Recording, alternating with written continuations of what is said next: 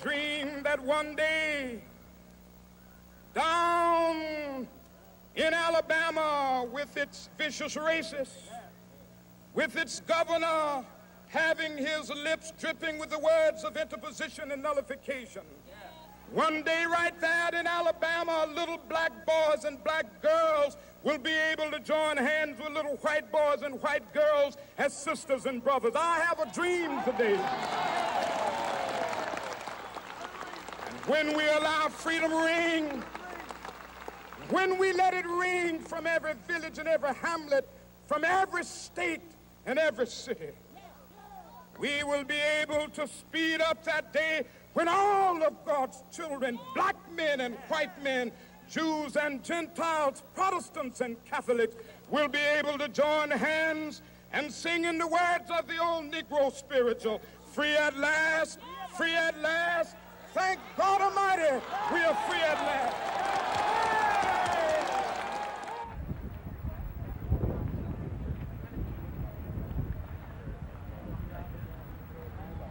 In 1963, the Lincoln Monument here was the site of a very different event. It was very different from what it is today, certainly. It was that galvanizing great march on Washington, which was led by Martin Luther King and made famous, of course, by the I Had a Dream speech. It was one of those rare moments in history in which a kind of chemistry was created. It was called one of the greatest lobbying efforts ever in Washington, and it directly led to the passage of civil rights legislation. It was a very interesting event. It was one of the few times when the cameras picked up something as it was intended by the people who put the event together and really did change the course of history. 20 years later, a very different event took place. It was the 20th anniversary commemoration. It was led by some of the original leaders, Mrs. King, Walter Fauntroy, Joseph Lowry, and a number of others. And yet, something had happened in the meantime that made it a very different event. First of all, before we look at the march and the way in which it was covered, let me introduce myself. I'm Patrick Esmond-White. I'm a producer with Public Interest Video Network. And we were here shooting at that march. And the kind of footage which we got in 1983 was very, very different from what went on to television and what, in fact, was given to the American public as their view of the 1983 march. Let me discuss for a moment what a march is, because it's an interesting type of event. Historically, marches have gone on as long as people have gathered in communities, and that's been the way in which people can communicate their anger or support for the people who govern them. Well, usually it's anger, and often it erupts into a riot, a mob. You can burn cities, you can overthrow governments. It's a really terrifying thing when, in fact, a large crowd gets out of hand. Consider, for example, some of the mobs, perhaps demonstrations of the Vietnam Day. Robert McNamara, who was then the Secretary of Defense, made an interesting comment in the Washington Post recently talking about a mere 50,000 people, and he said, "You had to be scared. A mob is an uncontrollable force. It's terrifying.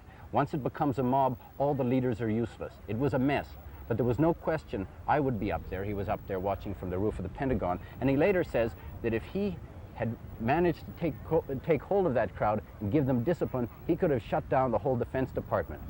Well, that's just a hint of the power of a demonstration, the power of a mob, when it has that event which crystallizes into something which is truly exciting. Well, you see that in other kinds of mass demonstrations other than simply political demonstrations. You'll see it at a sports event, for example, and it doesn't always happen that crystallizing moment, the moment of crowd discharge, as Elias Canetti described it, the Nobel winner of a couple of years ago. That peculiar moment, that peculiar instant when something galvanizes a crowd and turns it into something very different from a collection of individuals. You see that at the Super Bowl. You'll see it in the World Series. You see it in a rock and roll event. You can see it in mass demonstrations when it comes together. Well, in 1983, it never really did come together like that. Why didn't it come together?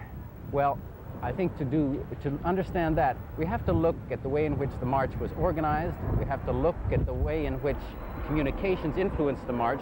And in particular, we have to look at two things which changed the nature of mass demonstrations between the original '63 march and the one in 1983. The first thing was what I'd call the domestication of mass demonstrations.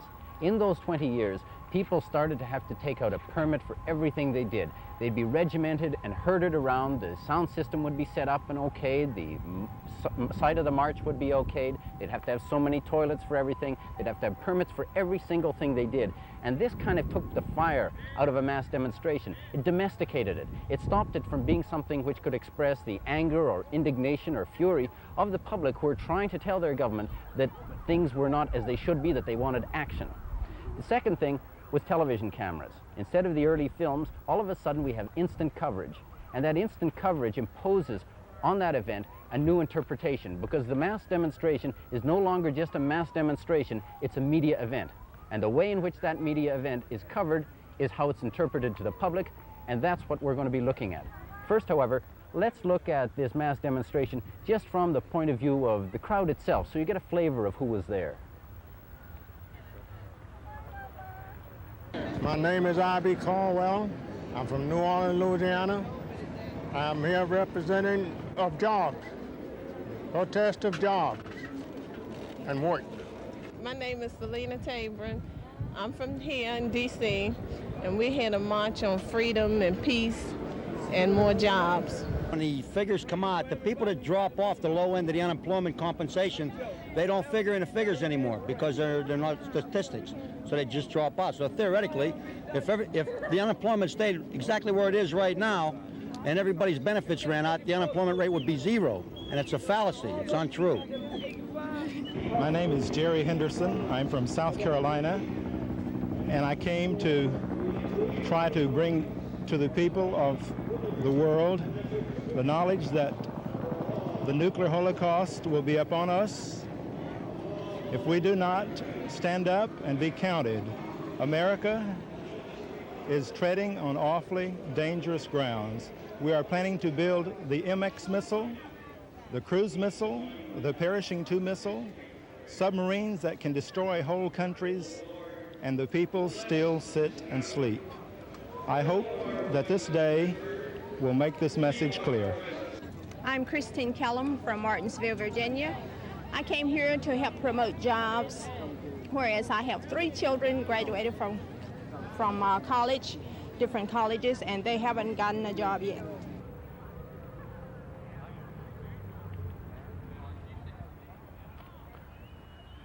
At the end of the 1983 march, Dick Gregory made a really interesting comment. He was asked what was different between 1963 and 1983. And his answer was that there was no fear. You know, when he was asked, you mean that people weren't afraid? He said, no, the police weren't afraid. And that, I think, gets to the kernel of what was very different about this 1983 march. It was domesticated. And there were 2 sources to that domestication. First, of course, the people who organized the 1983 march did not want to have any trouble. They didn't want any violence. They didn't want anything that could be unseemly. And so they went to almost excessive measures to make sure that it didn't happen. For example, where I'm sitting now is about 100 yards from where the front of the stage was. And yet this was as close as anyone in the demonstration could get to the speakers. The result? You couldn't hear Jesse Jackson. You couldn't hear people. You couldn't see them. You couldn't have that kind of rapport which happens between a speaker, particularly a good orator, and the crowd that he's addressing. So that was one thing.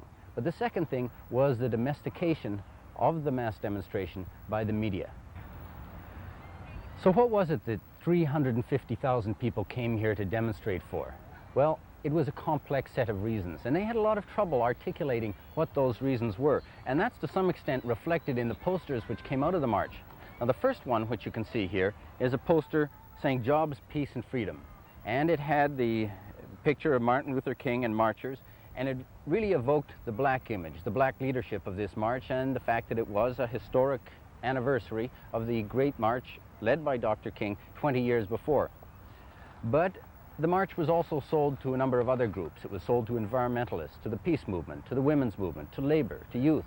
And they, when they heard about it, came up with a very different image, a very different thing. And you can see it in this, which is a picture of the Washington Monument, the Statue of Liberty, and it evokes very different myths, very different images. It loses its blackness, and it has something that's typically American, quintessentially, draws upon the original myths of the American Revolution and democracy at its perhaps its finest.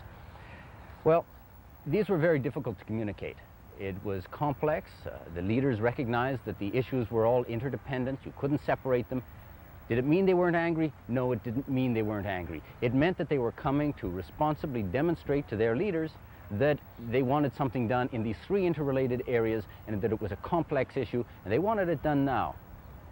But how does the media pick up something? The media don't like complex issues. They like Manichaean things, black and white. They like to have the commies the bad guys, Americans the good guys, black hat, white hat, and make it simple. It's easily understood. So when the media came to try and interpret this march, to interpret what these people were saying, they ran into a block. And what did they do? They domesticated it. They tamed the march.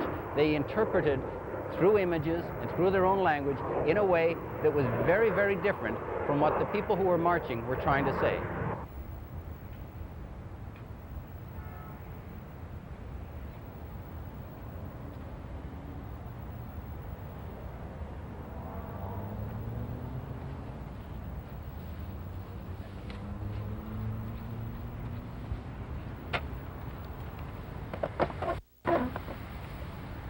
So, remember, we have a mass demonstration. People have a very specific reason for being there. It's to send a message to Congress. Now, remember, what was that message? It was jobs, peace, and freedom. And in that, there was a number of very specific pieces of legislation. They wanted a King holiday. They wanted the Humphrey Hawkins bill. A number of very specific pieces of legislation. So, with that in mind, let's see how Channel 9, the local CBS affiliate, reported this demonstration. Right now, let's go to Mike Buchanan, who's standing by with a live report. Bruce, D.C. police were ready for this demonstration, to put it mild. Downtown this afternoon, there were more police officers along Constitution Avenue and Independence Avenue than there were parking meters. And there were busloads of officers tucked away in government buildings just in case. They never had to be called on. Here's a report we filed earlier today, beginning about 8 o'clock this morning. At 8 this morning, there were already small crowds gathering in downtown Washington. They were all dressed in blue. They were everywhere. The police command post is set up on the 5th floor of police headquarters. Almost every D.C. police officer and official is working today. 3,600 district police, 300 park, 200 Metro Police. Detectives normally assigned to homicide and robbery cases are today guarding VIPs, Cranston, Jackson, Jordan, Mondale, and dozens of others. The only early trouble was some battles between vendors for space. Tow trucks and those selling soft drinks are having a booming day. Then they marched. The UAW from Detroit, the New Haven People Against Nuclear War, the Florida Peace Coalition, the New Haven Lesbians, Jobs with Peace, the Knoxville Group Against Racism, the National Theater Now Group. Today they have a common denominator. They share a dream, change. The mall was turned into a giant sea of people from the Lincoln Memorial to the Washington The next thing Monument. that's going to be happening, this reporter, having followed around with the police, he now goes into the crowd. Now he's tired, he sees a few people leaving, he wants to create the impression that this march is not a success, that there are very few people here, that they don't have a sense of purpose, and in fact, they're giving up. So let's see how he treats two young girls he finds in the crowd. You giving up? No, we're not giving up. No. Too warm? No, not really for the purpose we're here for. It's not hot at all. I'll be here if it was even hotter. At 1 o'clock, an official from the mayor's command post at the Lincoln Memorial put out an urgent call for more water for the marchers, for the demonstrators. At 2 o'clock, several people were walking away from the Lincoln Memorial, but hundreds of others were still arriving on the mall. The demonstration is a show of force against several government policies. Now, throughout the entire report that you've just seen, you have not once heard the word jobs, you have not heard the word peace, you have not heard the word freedom. In fact, you have heard nothing about any of the issues that brought all of these people here. You've seen a reporter trying to impose his definition of what was happening, which was preconceived, trying to impose this definition on that report. He clearly sides with the establishment, and he's trying to diminish the significance of this march through his reporting. There's absolutely no sympathy with the event at all, and in fact the only time he uses any word related to jobs, peace and freedom is when he uses the word peaceful, and that is in reference to it being a peaceful day here, as if the people marching were the people to be worried about. And of course that is the implication of the whole thing, that these people are outside of the establishment. They are not to be trusted. You need to have the police there to protect the public at large. He does not see these as the public. Now compare this to an NBC national report by James Polk, and you'll see something that is quite different again. By dawn's first light, the marchers came, by bus, by train, but the thousands and tens of thousands more from across the breadth of this land, in a gathering of hope. Loretta Green came back after 20 years with her dream. As long as we keep marching and keep the dream alive, it's going to keep on coming.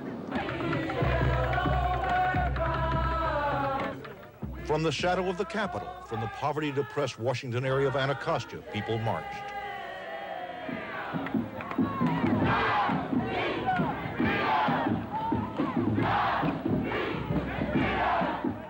To the Lincoln Memorial, to what was a revival meeting, a revival of dreams, a revival of all the unfulfilled hopes for this country. White, black, blue, green, polka dots, you name it, the people are hurting. I think that the things that we have achieved have been minimal in relationship to what is possible for us to achieve.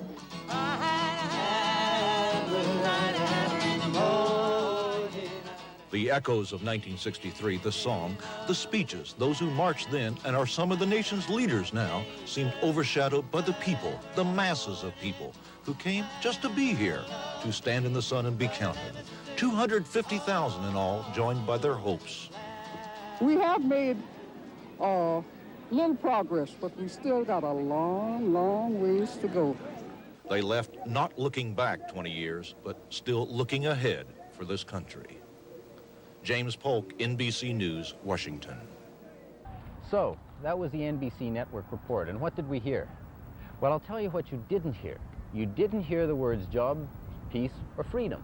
You didn't hear any specifics about the march and its objectives.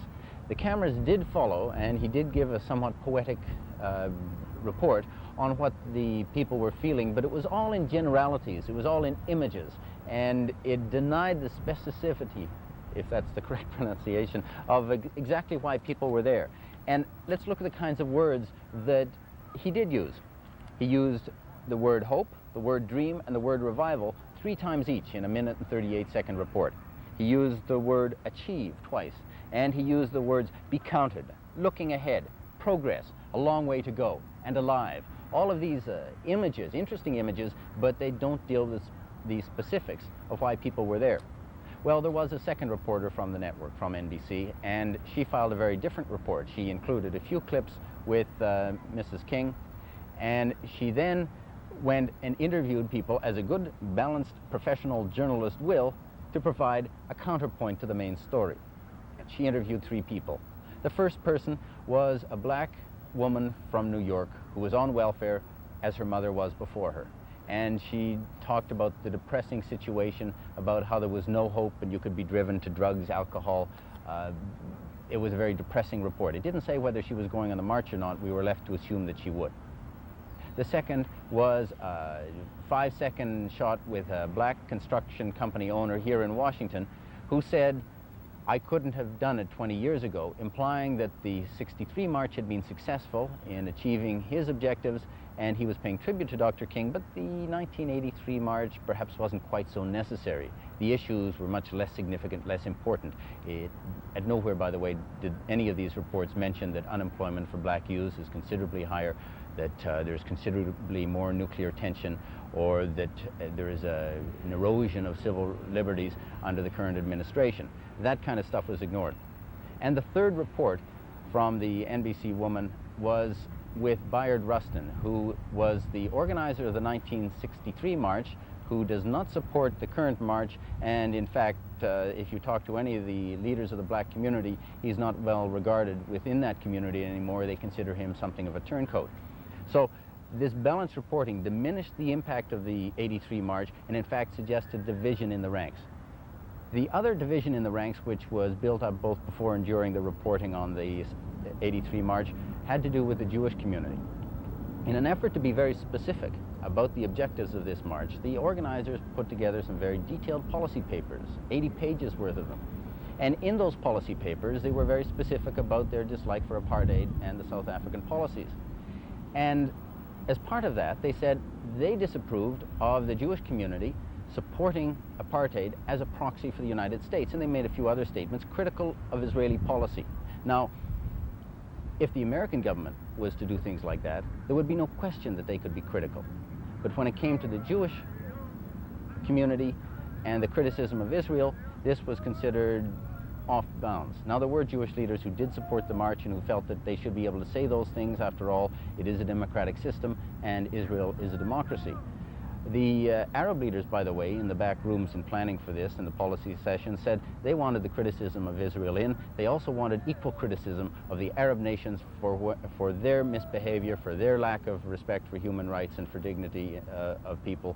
And so that they wanted that balance, but the divisions in the ranks of the march organizers were made very clear.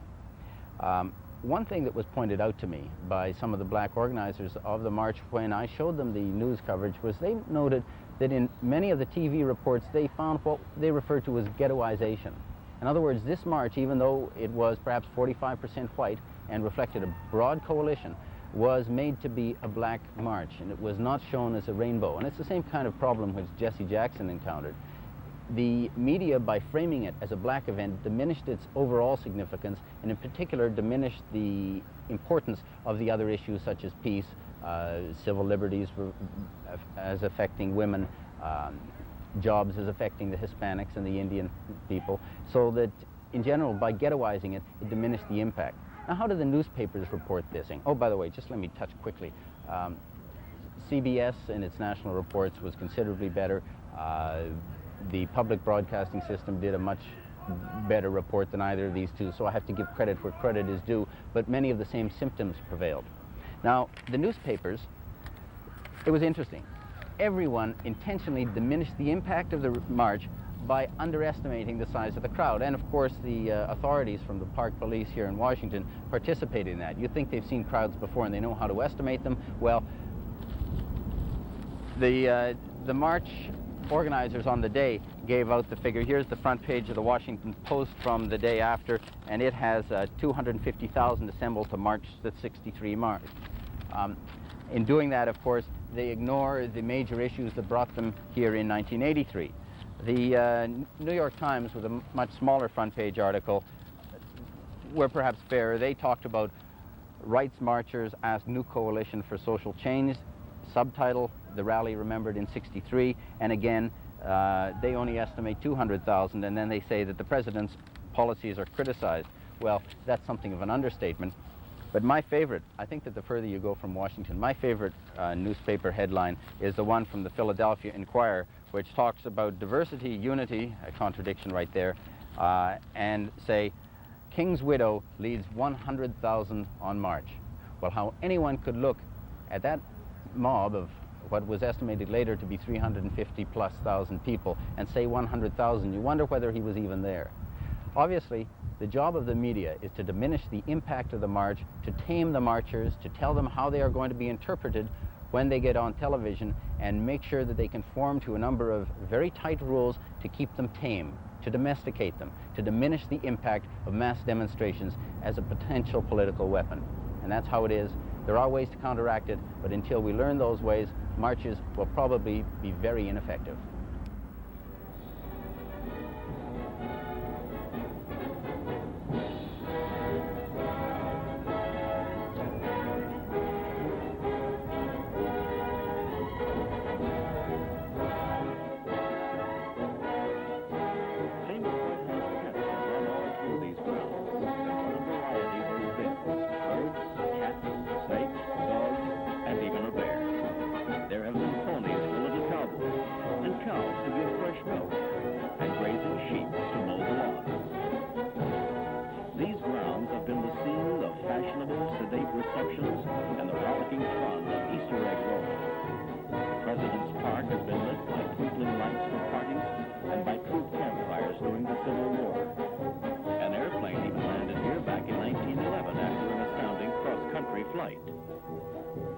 helicopter, President Lincoln received the first telegraphic message from a loft, a transmission from a gas balloon hovering overhead. In today's world, the area before you also acts as a landing pad for the President's helicopter. It is by helicopter that the President may leave for his retreat at Camp David or begin a visit to a foreign country. First families have welcomed countless famous guests to the White House. Deborah Lafayette, Charles Dickens, Winston Churchill, the activism, Pope John Paul II. History, past and present, rolls together all through the White House and its grounds. The President and his family are more than pleased to share it with you. They hope that you will soon have the opportunity to visit the White House. You're invited to visit the White House from 10 a.m. until noon, Tuesday through